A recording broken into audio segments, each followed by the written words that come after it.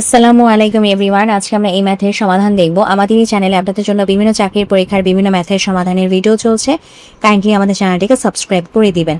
তো চলুন এখন আমরা আমাদের আজকের সমাধানে নেমে পড়ি। এখানে বলা আছে যে একটি বর্গের ক্ষেত্রফল হচ্ছে 69% বৃদ্ধি করা হয়েছে, তাহলে বাহু শতকরা কত বৃদ্ধি পাবে। ওকে, তো আমরা যেহেতু বলছে বর্গের ক্ষেত্রফল 69% বৃদ্ধি করা হয়েছে, তো আমরা প্রথমে যেটা করব, প্রথমে হচ্ছে আমরা ধরে নিব হচ্ছে আমাদের যে প্রথমে যে ক্ষেত্রফলটা ছিল, আমাদের যে বর্গটির আমাদের প্রথমে যে ক্ষেত্রফলটা ছিল, সেই ক্ষেত্রফলটা ছিল হচ্ছে আমাদের 100 বর্গমিটার। ঠিক আছে, প্রথমে আমরা ধরে নিব 100 বর্গমিটার হচ্ছে আমাদের ক্ষেত্রফলটা ছিল। এখন আমাদের ক্ষেত্রফল যদি 100 বর্গমিটার হয়, অর্থাৎ এটা যদি a স্কয়ার বা ধরে নিই হচ্ছে a স্কয়ার সমান সমান যদি 100 বর্গমিটার হয়, আমরা জানি বাহু হচ্ছে a। বাহু হচ্ছে আমাদের কি, বাহু হচ্ছে a, অর্থাৎ a হচ্ছে আমাদের বাহু।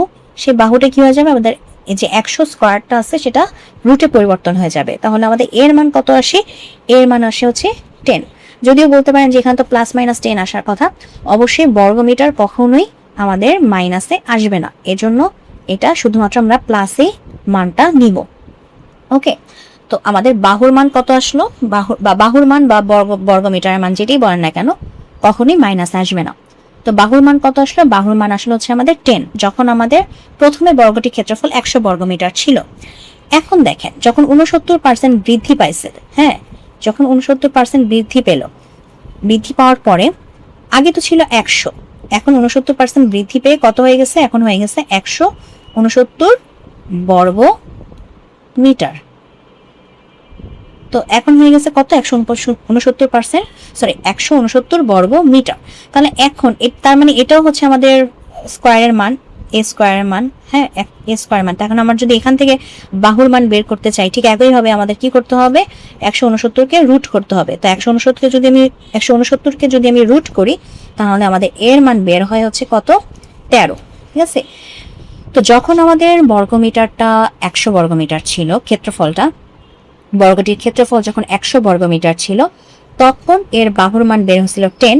যখন 69% বৃদ্ধি করা হয়েছে, 69% বৃদ্ধি করার পর আমাদের বাহুর মান বের হয়েছে 13। ওকে, তাহলে আমাদের বাহুর মান কতটুকু বৃদ্ধি পাইছে, তাহলে বাহু আমাদের বৃদ্ধি পাইছে হচ্ছে, বাহু বৃদ্ধি পায়, আমি আপনাদেরকে একেবারে রিটার্নের জন্য করে দেখাই। অবশ্যই এমসিকিউর ক্ষেত্রে তো আপনারা শর্টকাটে করবেনই।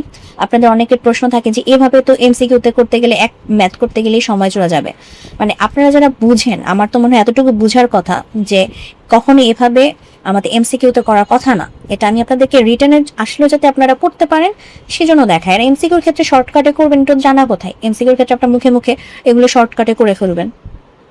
আচ্ছা, তো বাহু বৃদ্ধি কত পাচ্ছে, 13 মাইনাস 10, তাহলে কত, 3 মিটার আমার বাহু বৃদ্ধি পাচ্ছে। তাহলে এখন বলছে বাহুর শতকরা কত বৃদ্ধি পায়, তাহলে বাহুর শতকরা যে বৃদ্ধি পাবে, আমাদের বাহুর শতকরা যে বৃদ্ধির হারটা, সেটা আমরা কিভাবে বের করব, সেটা আমরা বের করব যে আমাদের আগে বাহু কত ছিল, প্রথমে বাহু কত ছিল, প্রথমে বাহু ছিল 10, তাই না? প্রথমে কিন্তু যখন আমরা 100 বর্গমিটার ধরছিলাম, তখন কিন্তু আমাদের বাহু ছিল 10। তাহলে প্রথমে বাহু ছিল আমাদের, বাহুর দৈর্ঘ্য ছিল 10। এখন বৃদ্ধি কতটুকু পাইছে, বৃদ্ধি পাইছে হচ্ছে আমাদের 3। ঠিক আছে, যেহেতু আমাদের শতকরা বের করতে হবে, অবশ্যই আমাদের 100 গুণ করতে হবে। সো এটা যদি আমরা কাটাকাটি করি, আমাদের ফাইনাল রেজাল্ট আসে হচ্ছে 30%। হ্যাঁ, সো এটাই হচ্ছে আমাদের আজকের প্রশ্নের সমাধান। তো যদি ভিডিওটি ভালো লাগে, অবশ্যই ভিডিওতে লাইক দিবেন, চ্যানেলটিকে সাবস্ক্রাইব করবেন। ভালো থাকবেন।